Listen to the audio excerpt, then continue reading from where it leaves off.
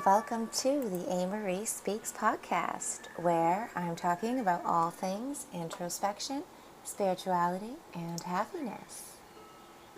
Thanks so much for joining me on this episode today, where I'm going to bring back this concept of infinite intelligence that I've talked about a couple of times already.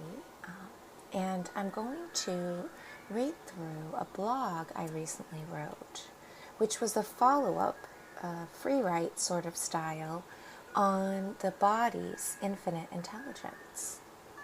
And if you haven't checked those previous ones out, feel free to find them linked below in the descriptions or on my website at amariespeaks.com. For now, it's really not necessary to have too much kind of background information because this is a general inquiry kind of stuff.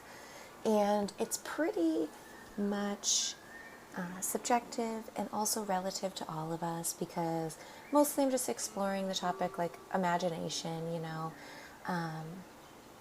and most of us have a very unique connection to that. And so it's the only reason that I bring up previous topics is because, I'm building this conversation off of that conversation and touching on some things that kind of I hashed out previously about these layers of infinite intelligence and how that in itself is basically another name for source energy or the ether or like gravity, this thing that holds us all together and holds us in place, right?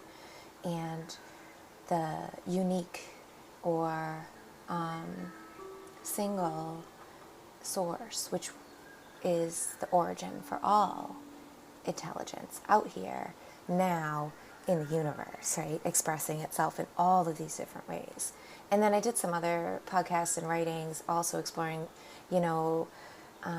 bringing these layers down from the macro to the micro and down into the body vessel. And here I'm going to build off of that foundation,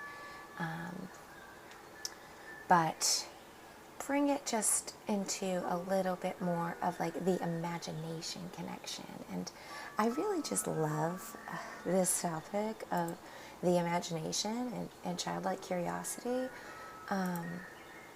Maybe because I'd lost connection with mine for a long time, and sort of on purpose, I kind of stagnated its growth and didn't appreciate that whole range of skills that come along with having a good imagination and using it and working in that space.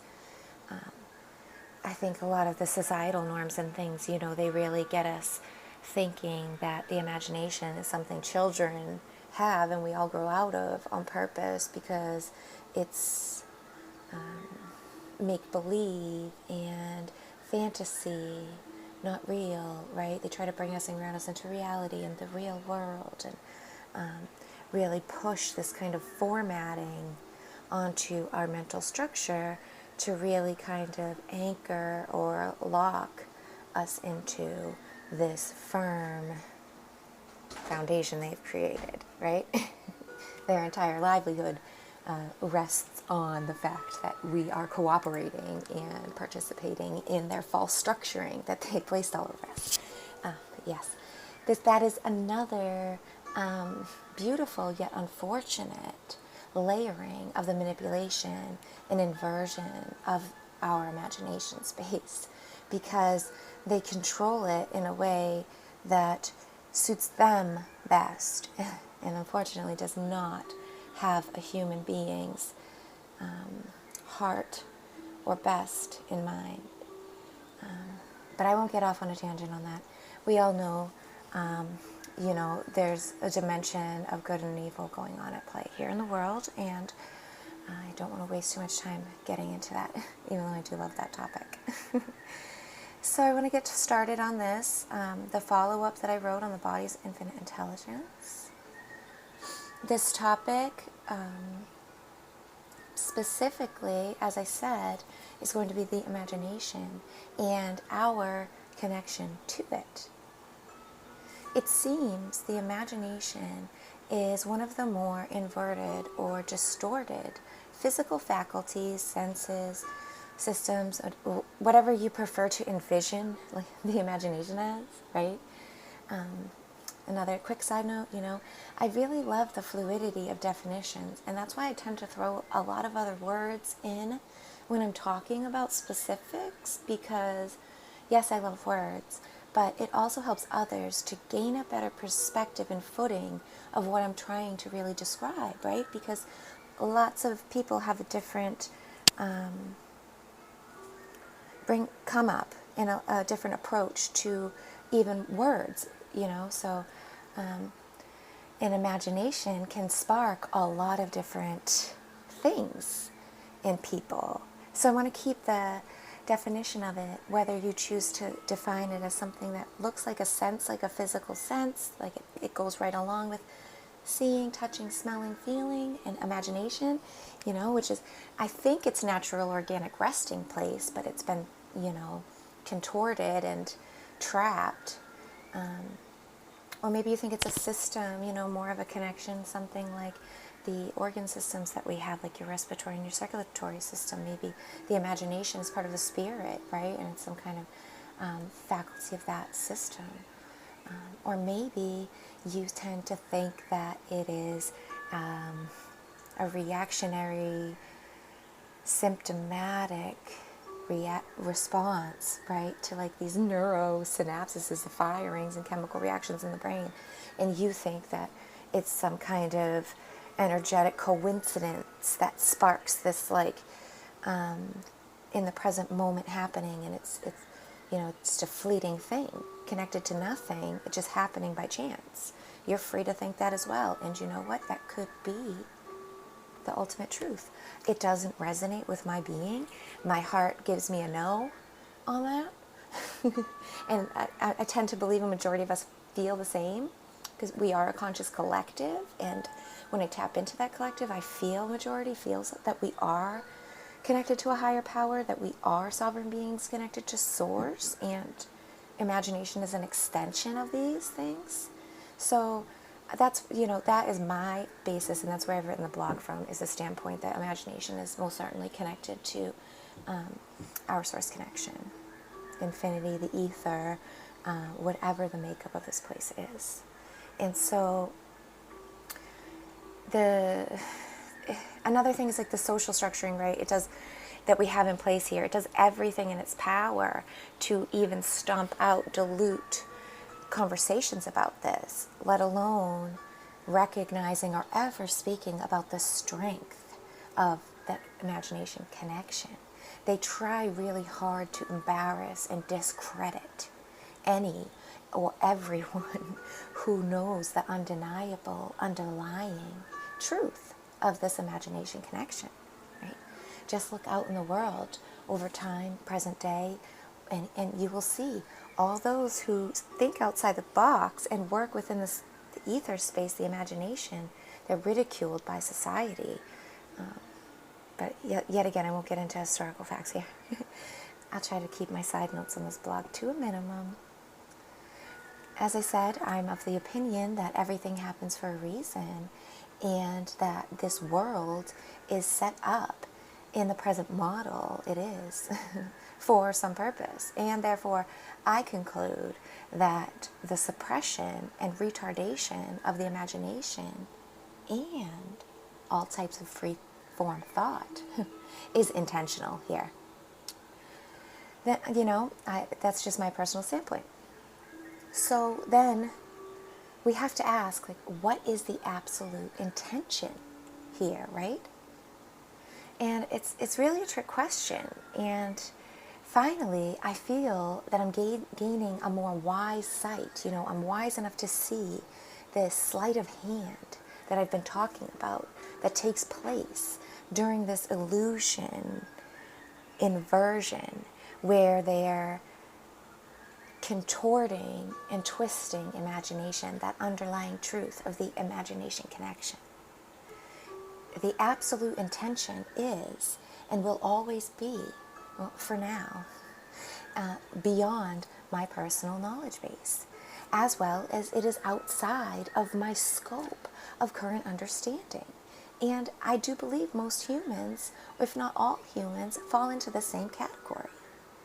And so the lesson learned becomes that you cannot waste your precious time and space digging in rabbit holes exterior to yourself, which have absolutely no use to you in the end, in that ultimate end, right? From my present perspective of hindsight, I see that the real path to finding the truth is inwards only. The only spectrum of reality you can actually affect, alter, or experience directly is your own personal sphere.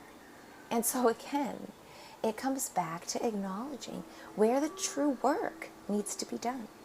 And that's inside of you. Chasing your own tail in external matters like conspiracy theories and gossiping about people you know is pretty pointless, except that it points out to the self that there's a lot of internal shadow resonating with these negative things outside of you. And it's calling to be addressed, seen, and dealt with.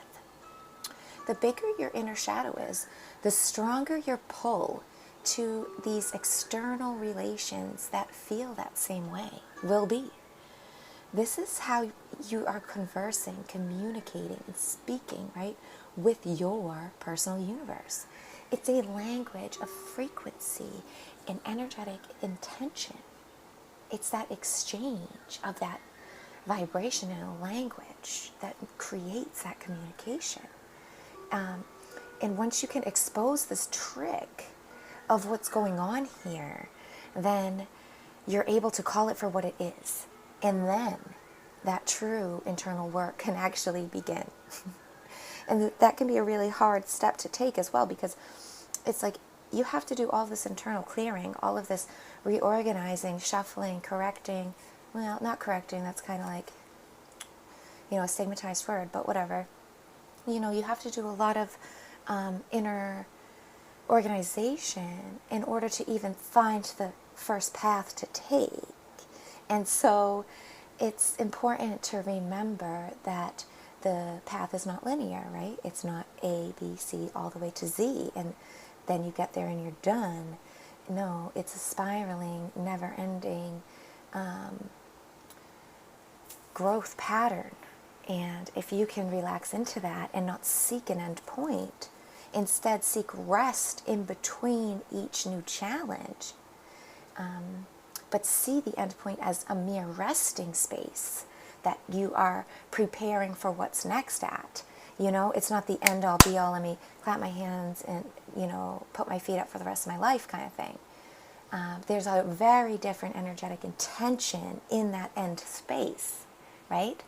And in recognizing that and working with that space, it opens up more conversation with that imagination, because most of us are so locked out of it that it does, and it's going to take a lot of work to clear and loosen up the strains, bars and chains that we've created around the imagination connection.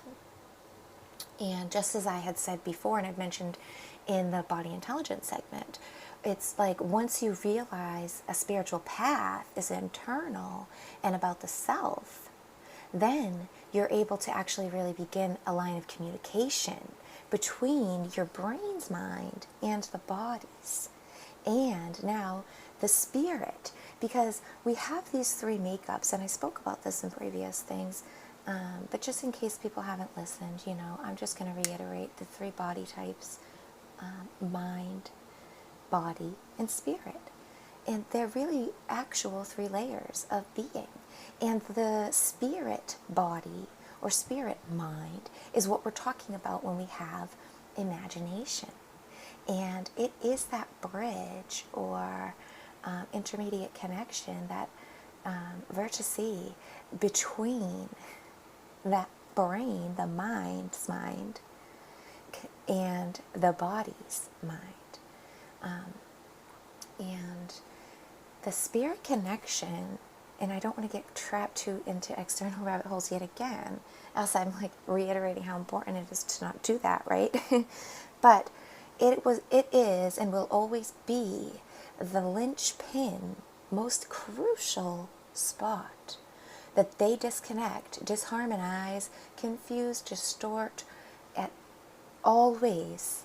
Bottom line will be that spirit connection, that spirit mind. That is always the most ridiculed. It is always attacked. It is always crucified on purpose because it is the most important part. It brings in that harmony from source. It brings in the imagination, connection, the ether space where you're able to create, design, manifest, pull from the ether the higher densities, dimensions, down into our reality where we're at. And for people or beings, whoever, whether organic or inorganic, choose to have structuring in this third dimension, they have a setup here. And so it's crucial to control, and therefore, most obviously, the Achilles heel portion of the triangle here, that third piece, has to be the initial retardation. It has to be stunted and stagnated. Because if it was ever to be allowed to see the potential of the ether space, well, there's no stopping it in either direction as well. And now it's important to remember, and we can get into this when we talk more about duality and things, but control and restriction mechanisms are in place for purposes, right? We are talking about a whole within the duality. And so these structurings have purpose, because if you can bring into your beingness and into a dimension of solid reality like the third dimension, into a world of plane like this one, anything that you so choose that is resonating with your being, and you have a negative resonance, well, it can be super harmful, right? It's like teaching a young boy how to cut a piece of wood or nail something together. It's very important that you understand the child first. You know their personality, you know their background. If, especially, most certainly, if it's, say it's not your child, it's a child you don't know. How are they brought up? What are their intentions? What is their background? Because not only from an intelligence level are they mature enough and safe enough to be using a hammer and nails, are they going to hurt themselves? Are they going to hammer their finger? They're not going to pay attention, right? Yet also, could they turn around and hit me with this hammer? Because we have to remember, intentions and duality, dark and light, there are spectrums here. And in a free will universe, especially, most certainly, right, we have to remember that things are tools, and beings resonate across these spectrums. And so when we have measures of control, yes, when they get out of sway or out of control, or their purpose is a maleficent one, it can be very harmful. And it's important to remember right now we are in a structure that's controlled by psychopaths. Don't ever forget that. That's one of the most crucial underlying, guiding lights here, to remember. They have control. They have created the structuring for times before that we were born here. We have incarnated here for a purposing, a repurposing. So it's important not to forget that here. Most of the structures that were built, it's time for them to fall because they are negatively oriented, right? And I've got off onto another tangent, so let me just pull myself back into my blog here. I'm so sorry. I'm so excited to start peeling back the layers of this individual connection to the imagination, because it opens up the mind to the deeper natural communion that is continually taking place within all beings. The imagination is almost impossible to define, right? It's the closest, most tangible example of infinity that we are presented with in this realm. The boundaries are ever expanding, and the capabilities are also always evolving. So it's basically impossible to define the imagination space. Literally, the same is true when we attempt to define infinity or the ether or matter and dark matter or gravity, anti-gravity, all these things.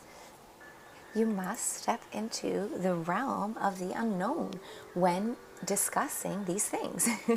And doing so should be exciting, intriguing, and an inquisitive action, right? When one remains open and unbiased and not approaching with an attitude of presumptive opinion, seeking out confirmation or denial only.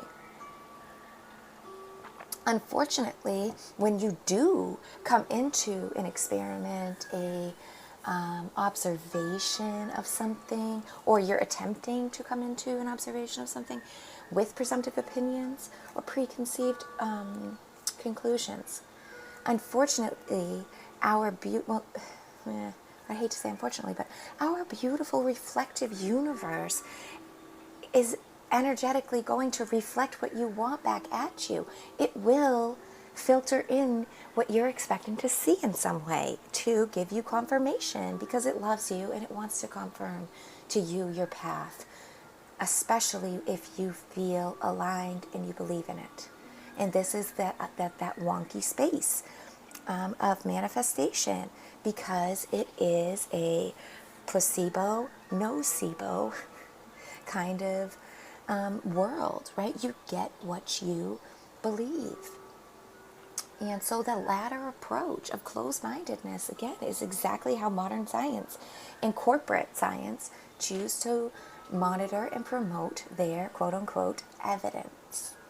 However, as soon as you're awake to the inversions at play, you're able to recognize the tricks quite easily and to avoid them altogether.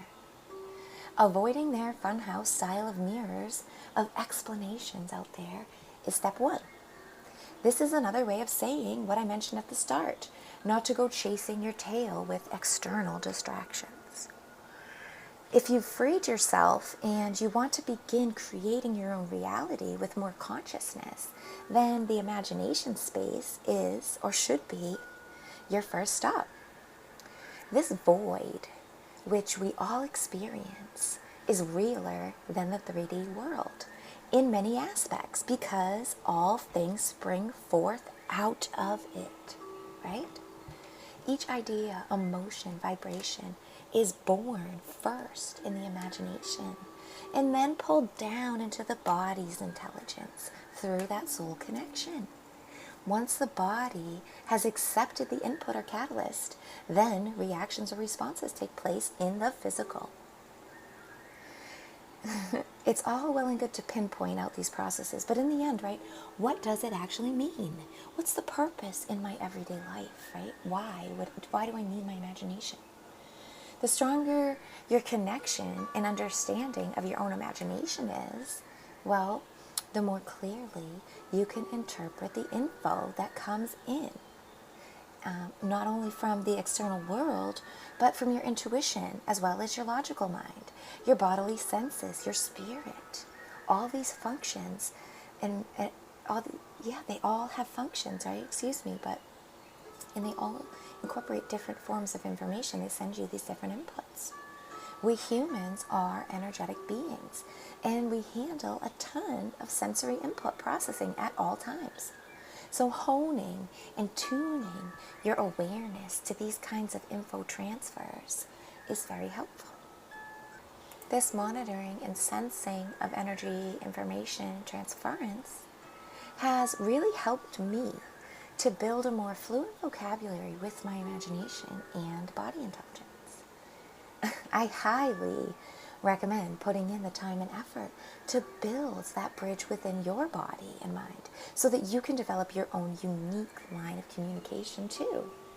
As I understand it, so far, the root of all inverted or negative choice point alignments spawn from the neglect or refusal to acknowledge this source connection to your imagination or being.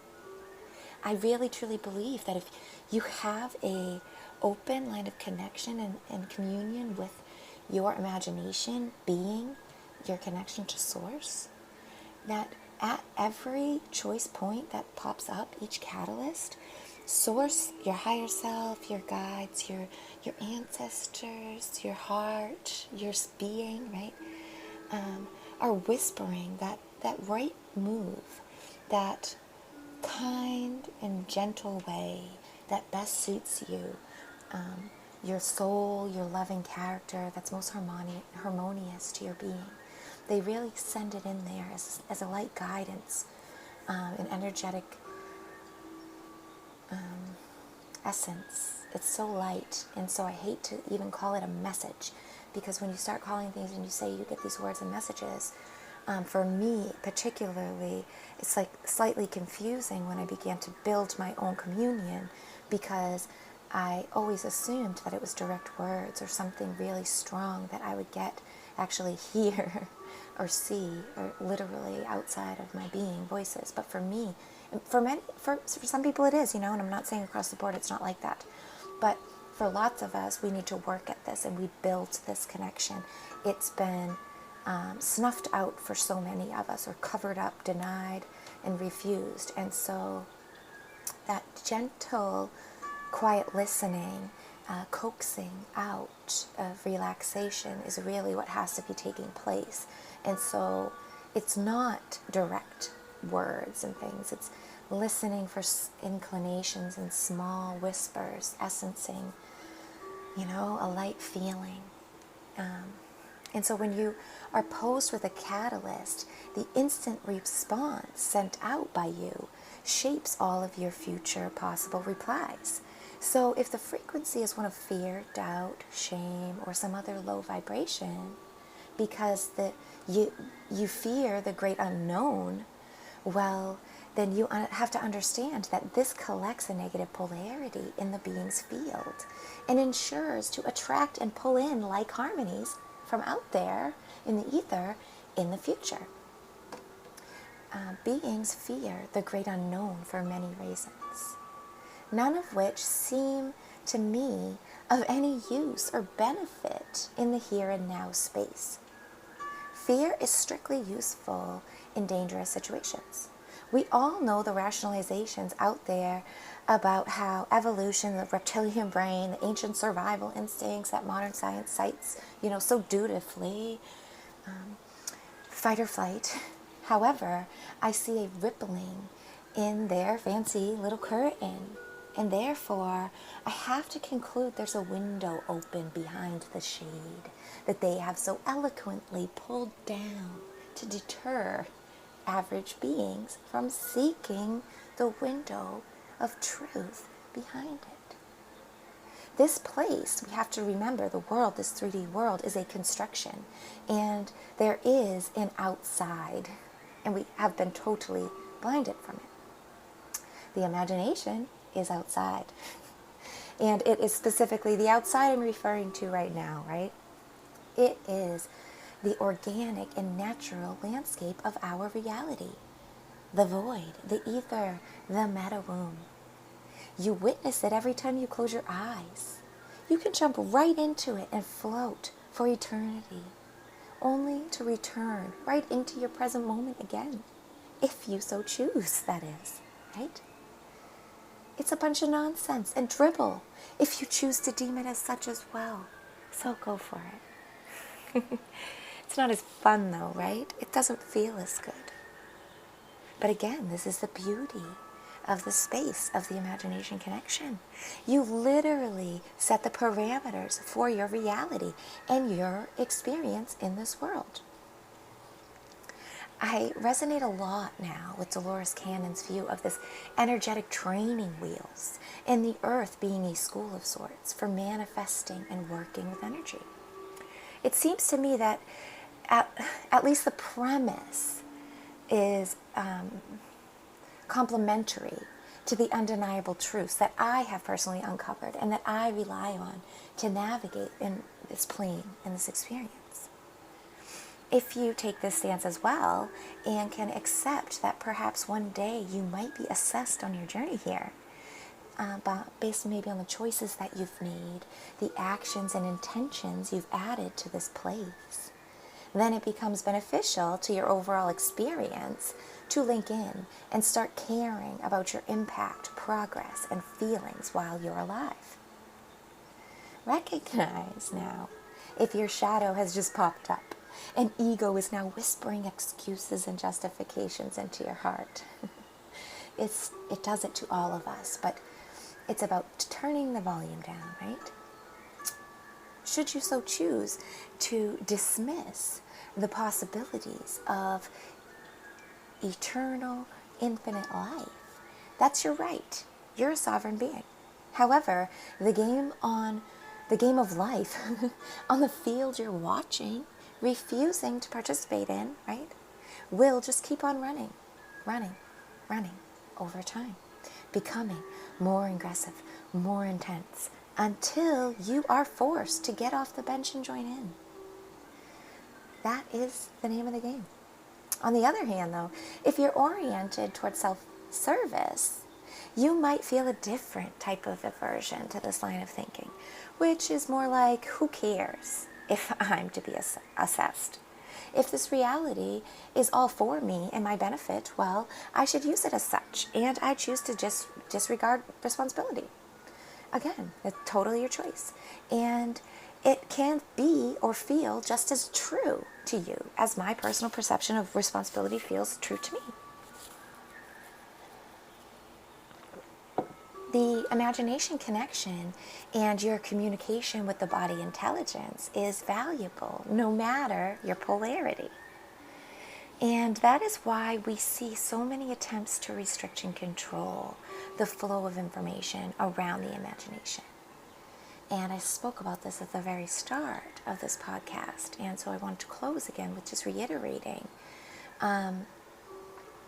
this reasonality and importance, right? Because some people, when we talk about good versus evil or light and dark or the control mechanisms, the conspiracy theories, all these things, the theys, right? With the capital T, or the devil or whatever people want to call it, the Illuminati, the elite, the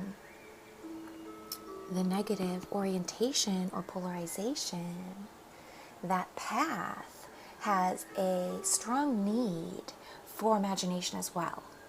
You know, they mock and ridicule it in a way that is for their benefit, because by creating this discomfort, dislike, this formatted critiquing in a negative questioning kind of way, a harmful seeking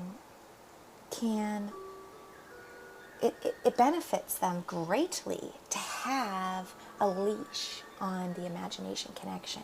And this is why they retard it and stagnate it. Like I was saying at the beginning, it's kind of that linchpin piece. The negative path requires its power as well. And the use of the imagination connection alongside and valuable to the negative path as well as the positive path, in my opinion, solidifies the undeniable truth that the imagination is how our physical body connects with the organic matrix here. The negative path would have no purpose for it and would therefore ignore or avoid it as it does with positive vibrations. However, it does not. It inverts and recirculates the imagination space for its own benefit, proving, right, that it is original. It has original validity, because the negative polarity, I don't want to say the negative polarity, because it's more complicated than that, and it's higher densities, but it becomes very difficult to create anything new, right? And so they invert and contort original truths, because you can't create new truths. And when you want to create an illusion of an appearance that is separate or different from the truth, right? You have to always have a dotted line or a breadcrumb trail of truth that is provided with enough conflicting information that makes the other ruminate on it, right? It's a very interesting space. But it's important when we are talking about this, especially in the present day and where we happen to be at, it's AI cannot create anything new. It can only pull from and work within its pre-written code, right? And we have to assume that the written original code is the original organic template. This fact is another heavy weight anchoring in a type of simulation theory of sorts as a plausible origin story, but I really don't want to get into all of that too much right now. I just really want to point out at the end here the open possibility of use and purpose to the imagination, so that anybody who feels maybe still like a stigma against it, like it's useless, or like educated or smart people or manipulative people, people with a lot of power, would disregard imagination. And, you know, for some reason, it's really been dug into us that it's such a silly, not necessary thing. But in fact, it is, like I said, that first initial space where all things, all ideas, inventions, all communication is birthed from. And we use it all the time. And so I want to end and close here quickly with some quick ways to work with or tap into your imagination connection. In case, you know, it's been off for a little while, you're rusty, or, you know, maybe you're just feeling a little bored with the normal things you've been doing, or you're looking for a new inspiration or motivation. I hope some of these things will provide that for you. Create a space for yourself and dedicate real time to your practice. This is number one, of course, and it's very important. That's the first thing, is to dedicate actual time to your practice for yourself. Identify what sparks your curiosity, creative juices, or interest. Always go with these things first, especially if you're seeing a lack of motivation, right? Find anything that sparks up that quick little interest for you. Connect with your physical body in easy, everyday ways. Every day. Write or doodle with a pen and paper often. Did you know that writing with your hands actually ignites activity in special parts of your brain? And they're associated with logical, long-term thinking. You get yourself thinking and using these processes when you actually have a pencil or a pen in your hand and you're using it to write thoughts down. It does not happen when you're typing on a keyboard. And it has been researched and experimented. It has been, you know, you can go type it into YouTube or whatever, your search engine of choice, and go check it out, because it has been time and time again shown to be very true. Next one, read a book with a real book with your hands. Because actual books on page, it ignites different pieces of your body's intelligence, this systematic synapses, right? Tongue twister there. Did you know that reading not only expands your verbal vocabulary, but it also deepens your emotional intelligence and your critical thinking, problem-solving skills? There's a great quote, and I kind of forget who said it right now, but I have it written down. But it's, read often to learn quickly and easily what men struggled their entire lives to gain knowledge of. It is so important to learn from others. Next, craft, paint, knit, sew, build, tinker, or whatever it is for you that gets that, thing going. Or if you're not sure, try it out. Try something new. Try it all. Anything. You do not have to be a seasoned expert to enjoy creating things. And you definitely do not need to promote or show off any of your creations. The point is in the act of doing and the feeling in the moment. You're working to open up your intuitive imagination here. You're not building a work professional portfolio, right? Walk, run, jump, skip, dance, bow, kneel, sit or stand with conscious intent. Moving your body in simple, small ways every day ensures you will maintain the ease of movement you enjoy right now. And as an added plus, it also strengthens your future possibilities of good health.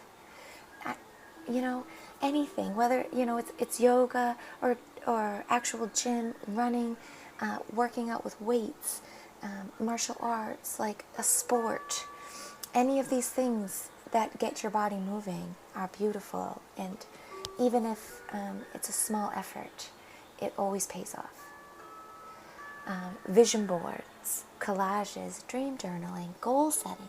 These kind of imagination exercises are very well known, but I'm putting them in here because they're well known for good reason. They really work, right? Another thing that really works and is super well known is meditation. And I really cannot highly recommend gaining a meditation practice. Meditation saved my life. I've wrote many blogs on it. I've talked about it numerous times.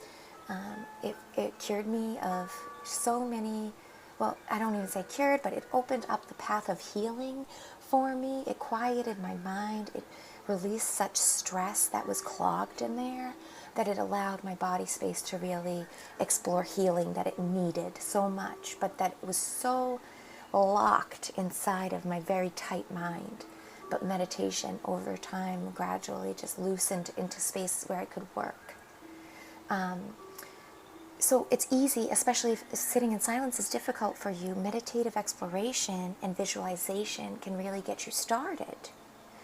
It's important to allow your own self, your inner teacher, to appear and guide you in these things. Try new things, guided meditations. There's a million things out there. Again, this is where the real journey begins, in my opinion. It's also where you can leave behind previous directions, instructions, and even your own past experiences and other people's explanations. At this point, there can be no step-by-step guidance. You must feel your way through each connection, represent that unique chord that you are, and follow it back to source. No other can sense that current. No other can climb your ladder. No other knows your true purpose. Only the Creator can fully grasp the ultimate purpose of a thing. And so it's your purpose and to do your own due diligence here and seek that within you, because you are your creator, no one else. Keep an imagination, intuition log, journals, or notes of some kind. It can be hard to gauge progress of your individual path, and comparison to others can cause a lot of inadequate feelings. All these other kinds of negative feelings, not accomplishment, essentially. So keep your own growth chart and refer back to it once in a while to give yourself a pat on the back and some encouragement whenever it's needed. Note your thoughts and ideas on imagination in general. Rate how strong you feel to your internal communication. As epiphanies and connections are felt, be sure to write those down too. Remember always that this connection is a sacred communion taking place between the infinite and the finite. It is Source God and you, yourself, working together to create this life you're experiencing. Allow wiggle room for Source to make adjustments. just as you allow yourself the authority to determine what feels right for you in the moment. Realize that the present moment is a conscious creation you have manifested in a partnership with Source, God, the universe, the ether, whatever you choose to deem it. You're on the same team, and it's important to utilize the entire team and all your positions that are available, right? If you create a common ground of respect, openness, love, and acceptance for yourself and the universe, there's a space to converse within then. So relax in the flow of the present moment and know that Source has your back. So I hope you'll use these tips to help you work out your imagination muscle, and let me know if you like the information here. If you have any cool things you do on your own to test your imagination or work with it, I'd love to hear it. I thank you so much if you've stuck around and listened to this whole podcast. I hope you have a beautiful day, and I hope you join me next time, where I think I will be discussing just slightly further